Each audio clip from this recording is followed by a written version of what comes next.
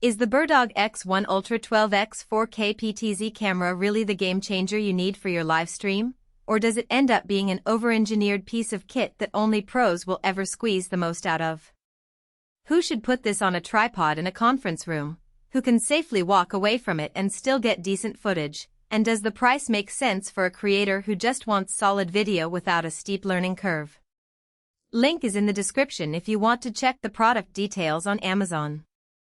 When I first heard about the X1 Ultra, my mind went straight to the "what if I buy a PTZ and never use the zoom" question that haunts anyone who's ever upgraded a webcam. PTZ cameras promise you can move the view without ever touching the rig, but in practice the software can feel like a maze and the autofocus can be hit or miss.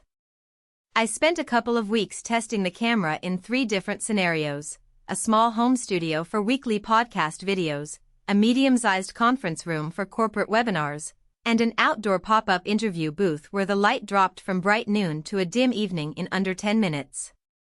The goal was to see whether the advertised AI tracking and 12 optical zoom actually translate into less work for the operator, and whether the price tag holds up when you compare it to a high-end webcam plus a separate software suite. Let's start with the ease of use.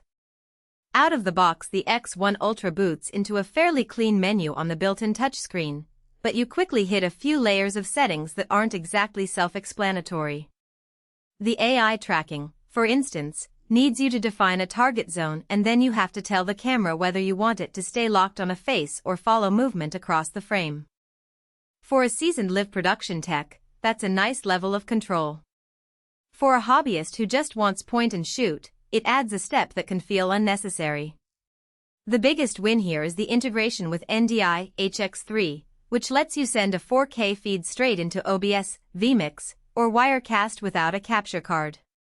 If you already have an NDI workflow, the camera slides in seamlessly, otherwise you'll need to spend a few minutes learning how to route the signal, which can be a barrier for first-timers. Autofocus confidence is another practical point. In the home studio, I set the camera on a table about 3 feet away from me, with a softbox lighting kit. The focus lock held perfectly when I moved my head within the 12 zoom range, and the AI tracking kept me centered even when I stepped to the side to grab a prop. In the conference room, where the presenter moved between a podium and a whiteboard, the camera occasionally hunted for focus when the presenter's face turned away from the main light. The hunting was brief, about a second or two, but it created a noticeable dip in sharpness that would be obvious to a live audience. If you plan to use the camera for fast-moving presenters, you may want to pre-focus on a specific distance and turn off continuous autofocus, relying instead on the AI to handle framing. Low-light behavior is where the X1 Ultra starts to show its limits. The sensor is decent for daylight and well-lit indoor environments, delivering clean 4K with good color fidelity. However, when I dimmed the lights to a typical interview-style soft ambience, about 250 lux, the image started to pick up noise, especially in the shadow areas. The AI tracking still worked, but the camera struggled to keep the subject's eyes crisp. For a creator who often streams from a bedroom or a dim coffee shop, you'll probably need to add a modest key light to stay in the sweet spot. That said, the built-in tally system, a bright LED that shows when the camera is live, helps avoid accidental on-air mishaps, which is a nice practical safety net for anyone new to live production. Stabilization isn't a feature you'd expect from a PTZ that's usually mounted, but the X1 Ultra does have a slight electronic image stabilization that smooths out minor vibrations from the motor when you pan quickly. In the outdoor pop-up booth, the camera was on a lightweight tripod that swayed a bit in a mild breeze. The stabilization kept the shot from jittering too much, but if you're planning a truly mobile setup like a moving vehicle or a handheld rig, you'll notice the correction is modest. It's enough for a static mount that might get nudged, but not enough to replace a dedicated gimbal. Battery confidence is another real-world concern.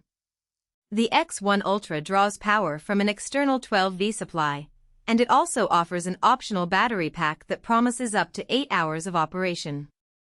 In my 3-day test, I ran it off mains power for the conference room and the studio, never seeing any hiccup. The battery pack, however, adds a fair amount of weight and the connection can become a loose point if you're constantly moving the unit. If your workflow is stationary, stick to the AC adapter. If you